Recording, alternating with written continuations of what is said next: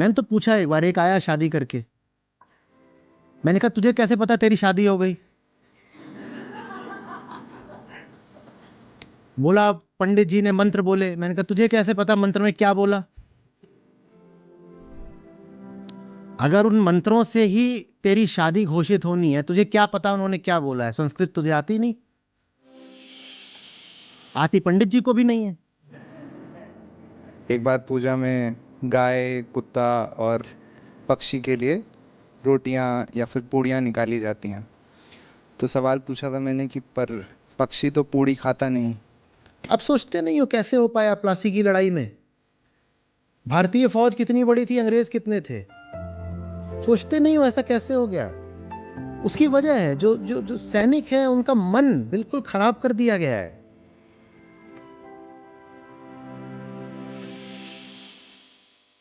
नमस्कार आचार्य जी। तो प्रश्न, घर में जो होने वाला पूजा पाठ और व्रत इत्यादि होता है उसके रिगार्डिंग ही था, और आपने पूरी तरीके से ध्वस्त कर ही दिया है वो प्रश्न। मैं सोच रहा था कि पूछूं कि घर में जब ये सब चीज़ें होती हैं, माँ बाप बताते हैं इस तरीके से करना है, तो पहले समझ में कम आता था, अब और भी कम आता है। पर एक बात थी मन में, वो ये थी कि लोग ये करते हुए उपद्रवी नज़र नहीं आते हैं। जब वो लोग ये सब कर रहे होते हैं तो ऐसी कोई चोरी बेईमानी समझ में नहीं आती कि भाई ये लोग कर रहे हैं, ये लोग शांति से एक आरती कर रहे हैं या फिर मंत्र जाप हो रहा है। आज जब आपने ये घर है, ये पूजा है। यहाँ क्या चल रहा है? पूजा। ये पूजा अनुष्ठान नहीं है। जी। हाँ, या जब तक आटा, रंगोली, दीप, दिया, केला, पुष्प, पत्र, नारियल, तांबा, जब तक ये नहीं होगा तब तक पूजा नहीं मानोगे। हम यहाँ क्या कर रहे हैं? पूजा। ये घर क्यों नहीं है? जो पूजा में आपके साथ हैं वो आपके घर वाले होंगे ना? या घर पहले आता है और घर निर्धारित करेगा कि पूजा क्या है, या पूजा पहले आती है और जो पूजा में साथ चलेंगे उनको हम अपना घर वाला मानेंगे? तय कर लीजिए। घर की क्या परिभाषा है? जो पूजा में मेरे साथ है उसको मैं मानूंगा, मेरे घर का है। जो आपकी पूजा में आपके साथ नहीं, वो आपके घर का कैसे हो गया?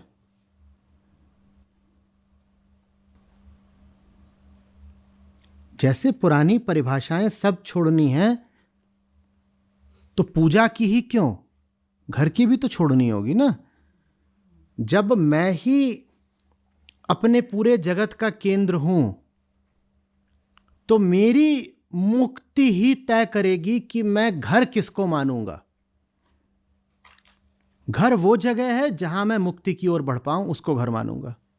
घर वाले वो लोग हैं जिनके साथ में मुक्ति की ओर बढ़ पाऊं, उनको घर वाला मानूंगा। मेरी हर परिभाषा शुरू ही मैं से होगी ना, मैं से। पहले मैं आता है कि पहले घर आता है? पहले मैं आता है। तो जीवन में जो कुछ है उसमें मैं को पहले रखिए ना। जो कुछ पढ़ के, जान के, करके मैं को मुक्ति मिले वही पूजा है। जो कुछ भी पढ़ के, जान के मैं को मुक्ति मिलती हो उसको पूजा बोलते हैं। रही पूजा की पारंपरिक विधियों की बात, कर लीजिए, पर पहले पूछ तो लीजिए कि ये हो क्या रहा है। यंत्रवत कुछ भी करने से आप ही कहिए लाभ कैसे हो जाएगा। जानते हैं इसमें तर्क दिया क्या करते हैं? वो कहते हैं आप दवाई खाते हो, क्या आपको पता है दवाई में क्या है? पर आप दवाई से ठीक हो जाते हो ना। तो वैसे ही जो परंपरागत विधियां वगैरह हैं वो आपको ठीक कर देंगी, भले ही आपको पता ना हो कि उन विधियों में क्या चल रहा है। वो ये तर्क देते हैं। ये तर्क व्यर्थ है, बिल्कुल मूर्खता से भरा हुआ है। जो लोग मैं को और मूल सिद्धांतों को नहीं जानते वही ये तर्क दे सकते हैं। बता देता हूं, बीमारी ही ये है कि हम नहीं जानते। शरीर की बीमारी ये नहीं होती है कि शरीर जानता नहीं। शरीर की बीमारी ये नहीं होती कि शरीर जानता नहीं। शरीर की बीमारी दूसरी होती है। तो शरीर न भी जाने तो बीमारी का इलाज हो जाएगा, क्योंकि बीमारी न जानना है ही नहीं। पर जब आप मैं की बात करते हो तो मैं की मूल बीमारी ही क्या है? न जानना। तो आपने न जानने का इलाज न जानने से कर दिया, तो न जानना हट कैसे गया? अभी भी नहीं जान पा रहे। शरीर की बीमारी क्या है? बैक्टीरिया लग गया, किसी तत्व की कमी हो गई, वायरस लग गया, कुछ और, हड्डी टूट गई। इसमें ज्ञान तो कहीं शामिल नहीं है ना, नहीं है ना। तो इसीलिए शरीर की बीमारी बिना आपके ज्ञान के भी ठीक हो जाएगी। ठीक वैसे जैसे आपको नहीं पता हो कि पानी और चाय की पत्ती आपस में प्रतिक्रिया क्यों करते हैं, कैसे करते हैं, तो भी आप पानी में डाल देंगे चाय की पत्ती, रंग फैल जाएगा। आपको पता तो नहीं है ना क्या हो रहा है, पर हो जाता है, क्योंकि वो जड़ पदार्थ हैं। जड़ पदार्थ में ज्ञान की जरूरत होती ही नहीं है। वहां तो जो होना है हो जाता है, जड़ता में हो जाता है। वैसे ही शरीर भी जड़ है। हड्डी जड़ है, हड्डी टूट गई है, प्लास्टर बांध दो, हड्डी जुड़ जाएगी, क्योंकि वो जड़ है भाई। वहां जो होना है स्वतः हो जाता है, उसमें ज्ञान की कोई जरूरत है ही नहीं। लेकिन जब धर्म के क्षेत्र की बात है तो वहां मैं की मूल बीमारी ही क्या है? न जानना या झूठा जानना। जहां बीमारी ही है झूठा ज्ञान, वहां उस झूठे ज्ञान को काटे बिना इलाज कैसे हो जाएगा? बेहोश की बेहोशी और बढ़ा दोगे तो बेहोशी दूर हो जाएगी। तो यह तर्क बिल्कुल व्यर्थ है कि मुझे पता नहीं कि पूजा पाठ में क्या हो रहा है, लेकिन फिर भी उससे लाभ तो हो ही जाएगा। कैसे हो जाएगा? तो फिर वो जो लाभ है उसको होता हुआ ठहराने के लिए, वैध ठहराने के लिए हम बहुत चीज़ों की व्यर्थ फिर कल्पना करते हैं। हम कहते हैं हमने ये जो कुछ किया ना, उससे ऊपर कुछ आत्माएं तैर रही हैं, उनको संतुष्टि मिलती है। जब उनको संतुष्टि मिलती है तो वो आशीर्वाद देती हैं, और जब वो आशीर्वाद देती हैं तो उससे धन, धान्य, संपदा और पुत्र रत्न की प्राप्ति होती है। यही है कुल।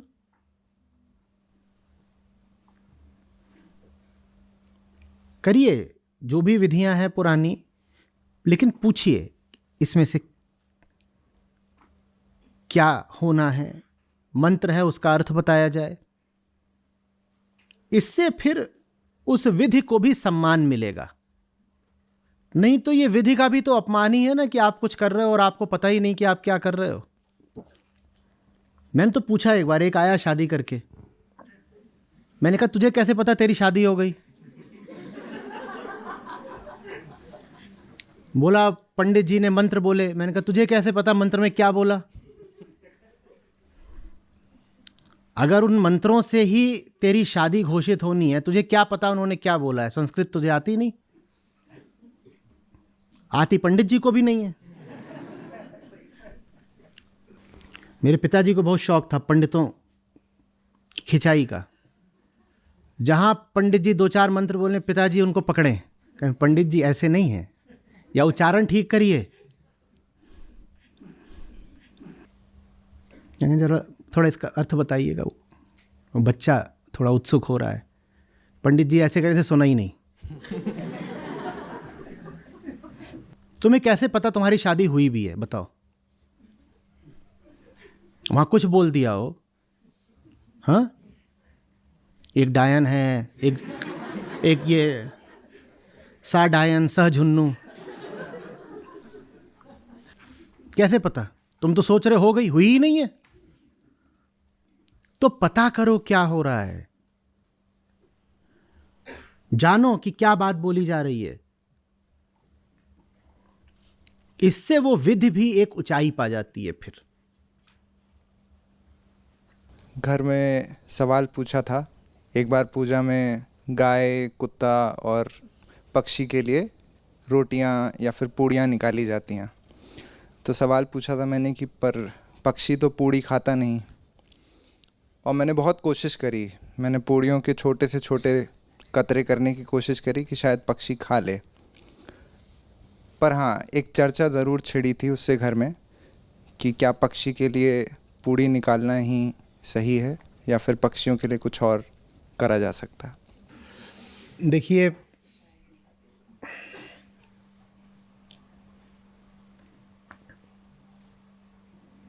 वेदांत रहा है, उपनिषदों का एक पूरा रचना काल है, उनकी रचना रही है।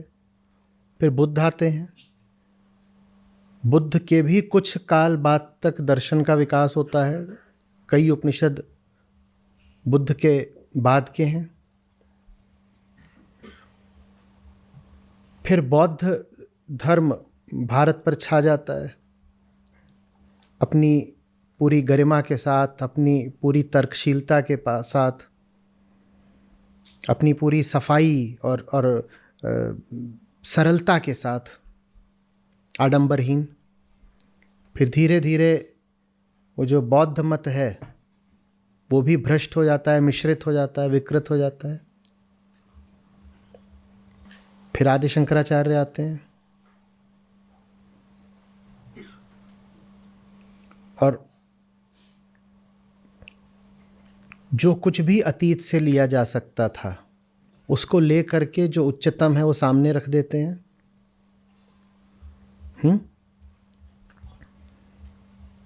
और ये भारतीय दर्शन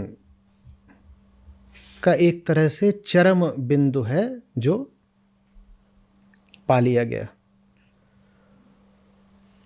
वो बहुत कम समय में चले जाते हैं, छोटी अवस्था में, और उनके जाने के बस कुछ ही अरसे बाद भारत पर तरह तरह के बाहरी प्रभाव पड़ने शुरू हो जाते हैं। पहले से भी पड़ रहे थे, पहली, दूसरी, तीसरी शताब्दी में भी, पर शंकराचार्य के बाद के समय में बहुत तेजी से बढ़ गया सब कुछ। और उसके बाद दर्शन का भयानक पतन होता है और ग्रंथ उसके बाद भी रचे जाते रहे हैं।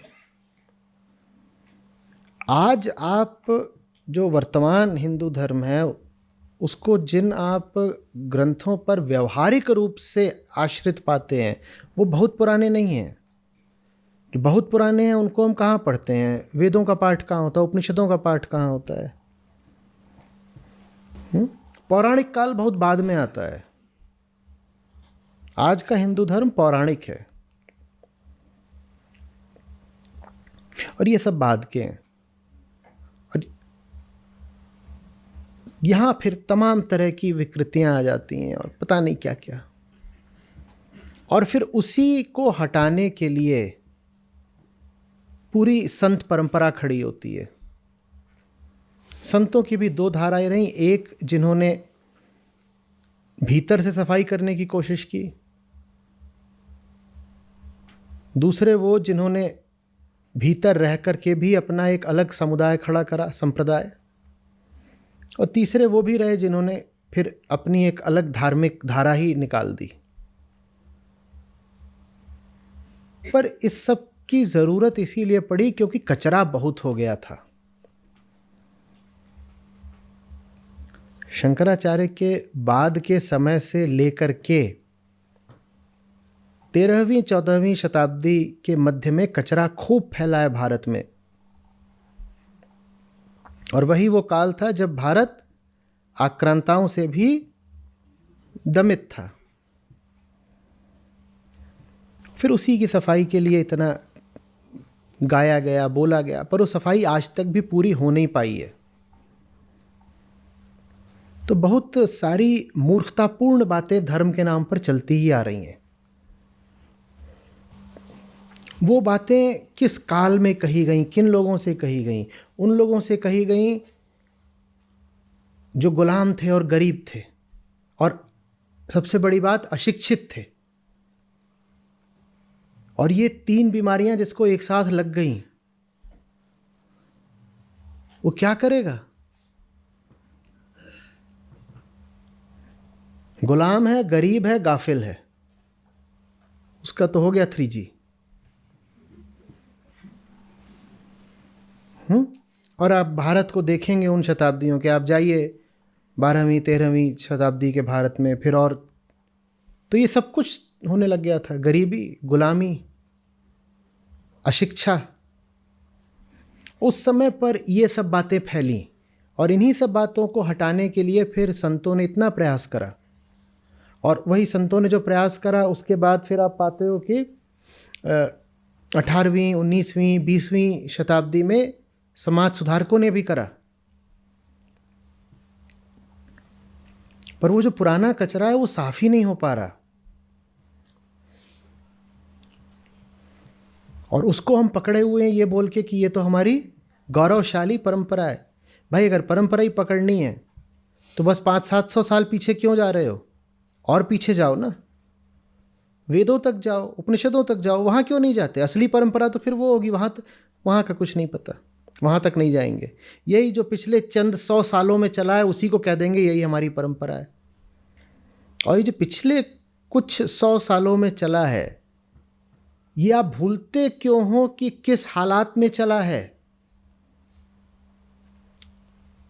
जो देश की बर्बादी के साल थे उन सालों में धर्म का ये विकृत स्वरूप सामने आया,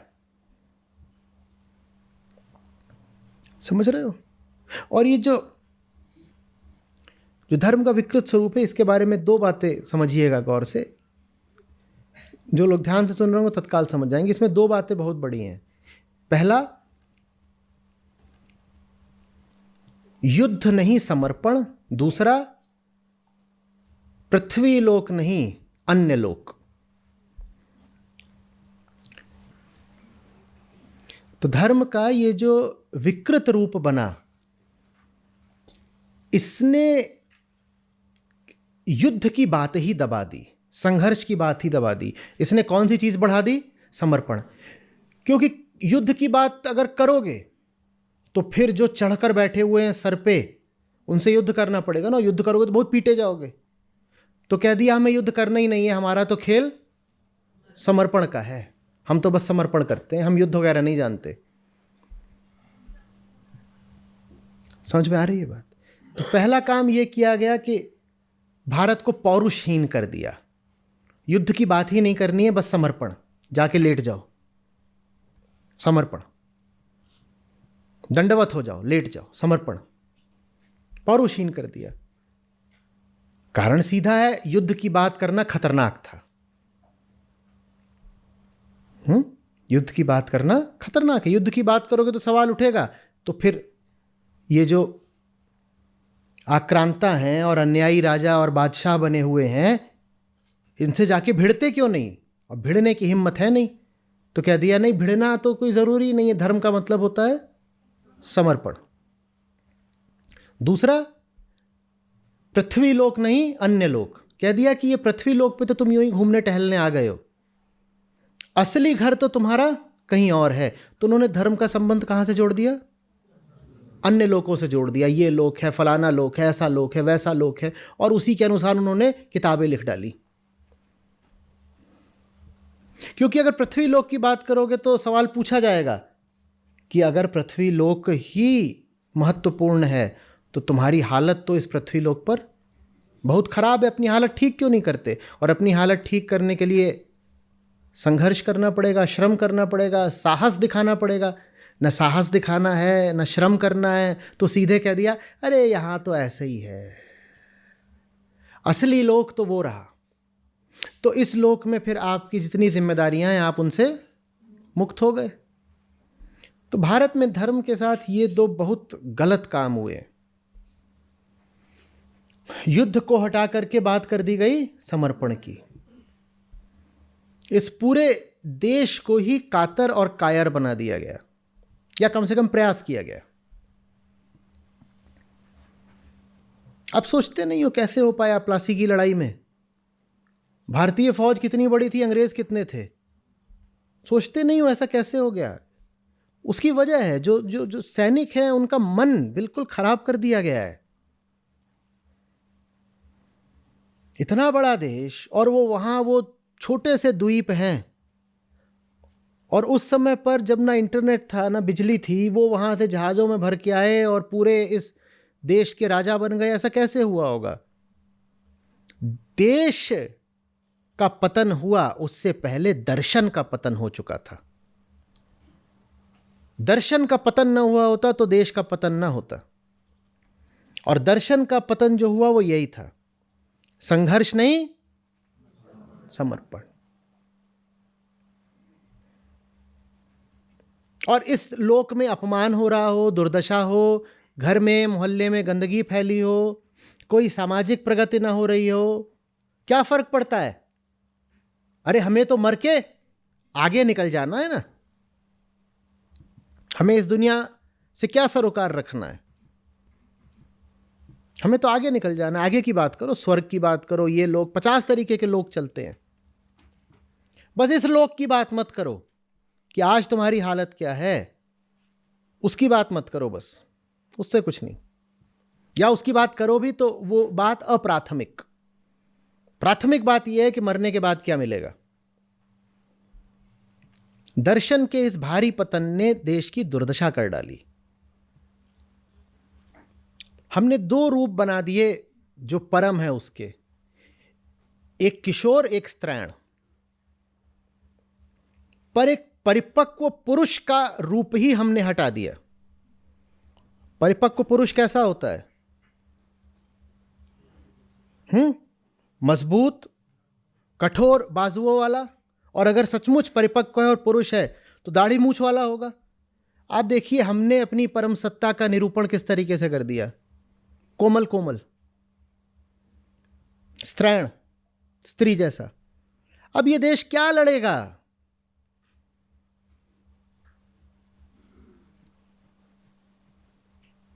कोई आक्रमण करे, कोई जीतता रहे, कोई लूट ले, क्या लड़ेगा? तुमने तो कोमलता को ही उच्चतम उपाधि बना दिया। कोमल है, कितने कोमल है।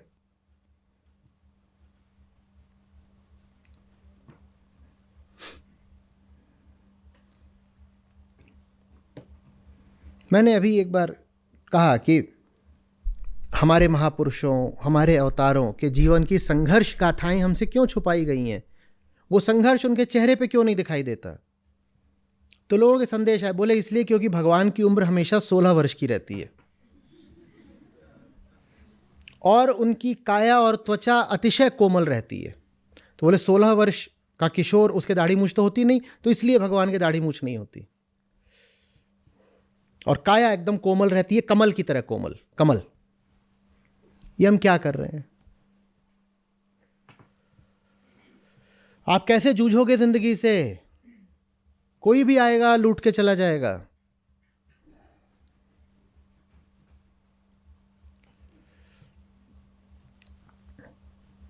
अगर धर्म और राष्ट्र का उत्थान हम चाहते हैं तो हमें वेदांत पर थोड़ा वापस जाना पड़ेगा, और ये जब बीच में तमाम चीजें आ गई हैं, इनका बड़ा निष्पक्ष मूल्यांकन करना पड़ेगा कि इसमें से कितना रखने लायक है और कितना बस समय की धूल है।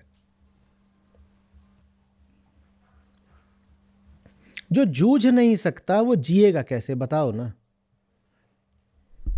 आज भी आप परेशान हो जाते हो कि ऑस्ट्रेलिया जैसी टीम आती है उदाहरण के लिए, तो हॉकी हो या क्रिकेट हो, कभी भारत और ऑस्ट्रेलिया के मैच देखना, हम जीती बाजी हारते हैं, और जब जीत नहीं रहे होते हैं, ये तो जीती बाजी हारे तो ऐसा होगा कि 3-2 से हार गए, और जब जीत नहीं रहे होते हैं तो 8-0 से हारते हैं। ये कोमलता। और ऑस्ट्रेलिया जगह ही वो है जो बसाई ही किनने थी, अंग्रेजों ने तो बसाई थी। वहां कौन भेजे गए थे सबसे पहले? हाँ, जो हार्डेंड क्रिमिनल्स थे वो भेजे गए थे। अतीत समाप्त नहीं हो जाता ना, वो वर्तमान में सांसें लेता है। आप क्यों स्पिनर पैदा करते आए हो, फास्ट बॉलर क्यों नहीं पैदा कर पाए? ये मत बोल दो पिच ऐसी नहीं है। अरे पिच भी तो खुद ही बनाई है, पिच के आसमान से उतरी है। तुम्हारे पास फास्ट बॉलर नहीं है, इसलिए तुम तेज पिच नहीं बनाते हो भाई, क्योंकि तेज पिच बन गई तो बाहर की टीम आएगी, भारत में भी ध्वस्त कर देगी। तो इसलिए जानबूझ के वो मिट्टी वाली और गर्द वाली डस्ट बॉल्स हम बनाते हैं। आक्रामकता हमने बिल्कुल खो दी, पौरुष खो दिया। वो बचा भी रहा तो किन में? जो कुछ गिनी चुनी मार्शियल रेसेस थी उनमें थोड़ा बचा रह गया, सिखों में बचा रह गया, गोरखे बचा ले गए, पर जो हार्टलैंड हिंदुस्तान था वहां नहीं। मेरे ख्याल से कुछ साल पहले तक था, आप लोग जांच लीजिएगा, ठीक से याद नहीं है, पर ऐसा था कि जो प्रेसिडेंशियल बॉडीगार्ड्स होते थे वो 3 ही 4 दिशाओं से नियुक्त किए जाते थे, सिख, जाट, राजपूत, गोरखा। इनके अलावा बनाते ही नहीं थे। ये क्यों हो गया? हमारा जो पूरा ऑर्थोडॉक्सी का कैचमेंट एरिया है उसका क्या हुआ? हमारी काशी, हमारा मथुरा, यही है ना, हमारे सब धार्मिक स्थल उत्तर में हैं सब। हमारे उत्तर प्रदेश, मध्य प्रदेश, इनका क्या हुआ? हमारे बिहार का क्या हुआ? इनकी भी रेजिमेंट्स हैं, बिल्कुल हैं, पर हम अच्छे तरीके से जानते हैं कि फौज में सिखों का प्रतिनिधित्व कितना है, जाटों का कितना है।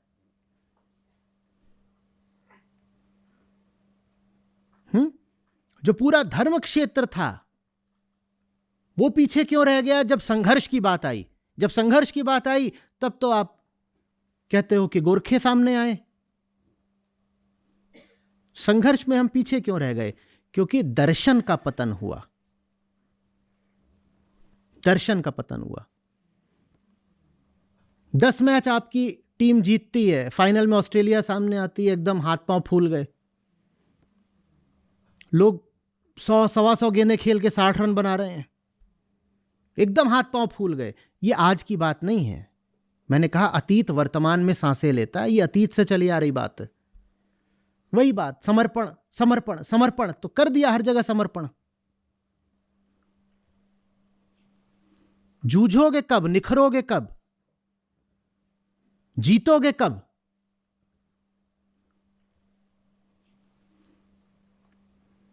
जितनी बड़ी कॉलोनी भारत था अंग्रेजों की, उतनी बड़ी कोई दूसरी नहीं थी, हो ही नहीं सकती थी। इतना विशाल देश उन मुट्ठी भर लोगों की पकड़ में आ कैसे जाता? किसका वक्तव्य है पता करिएगा कि सब भारतीय अगर मिल करके एक जगह थूकें तो यहां जितने अंग्रेज हैं सब उसमें डूब मरेंगे। भारत में अंग्रेजों की उपस्थिति कोई बहुत बड़ी नहीं थी, वो चंद हजार होते थे और भारतीयों के माध्यम से ही भारतीयों को नियंत्रित कर लेते थे। इतने कम अंग्रेज थे भारत में कि सब भारतीय मिल करके अगर एक जगह थूकें तो इतना बड़ा बन जाएगा तालाब कि सब अंग्रेज उसमें डूब मरे जितने भारत में है। ये क्यों हुआ? वही बात, संघर्ष नहीं करना, युद्धस्व जैसा कुछ नहीं, बस लेट जाओ और बोल दो मैं तो आपका हूं, सेवक हूं, दास हूं। तो अगर आगे बढ़ना है, राष्ट्र को, देश को, विश्व को आगे बढ़ाना है, तो ये सब जो हम परंपरा और धर्म के नाम पर लेकर चल रहे हैं, मेरा आग्रह है कि इस पर बड़ा निष्पक्ष पुनर्विचार किया जाए। जब तक अतीत वैसे ही रहेगा जैसा है और हम अतीत को पकड़े रहेंगे जैसे पकड़ रखा है, तब तक वर्तमान में बदलाव लाना कठिन रहेगा। दिवस पिया संग रहत है, मैं पापिन नहीं जाना। रैन दिवस पिया संग रहत है, मैं पापिन नहीं जाना। रैन दिवस पिया संग रहत है, मैं पापिन नहीं जाना।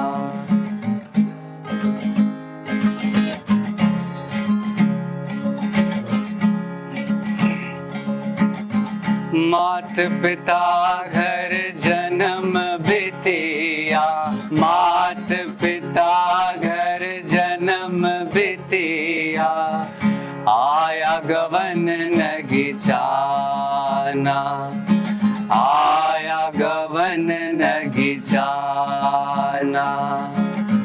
आज मिलो पिया अपने से, आज मिलो पिया अपने से, करी हो कौन बहाना, करी हो कौन बहाना। रैन दिवस पिया संग रहते हैं, रैन दिवस पिया संग रहते हैं। मैं पापिन नहीं जाना, मैं पापिन नहीं जाना।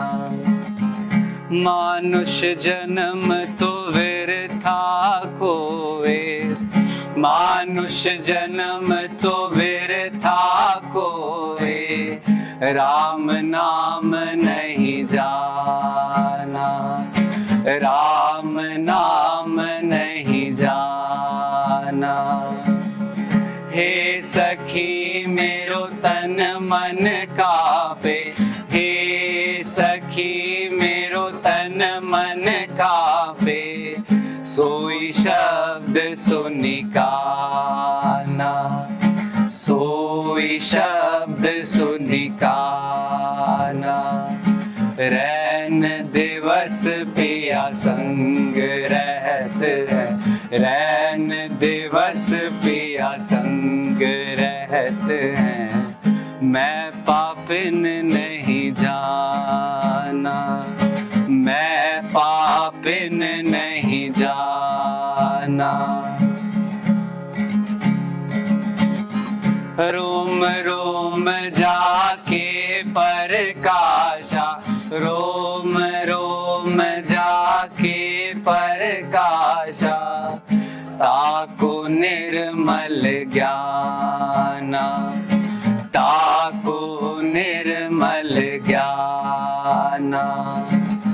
कहे कबीर सुनो भाई साधो, कहे कबीर सुनो भाई साधो, करो स्थिर मन ध्याना, करो स्थिर मन ध्याना।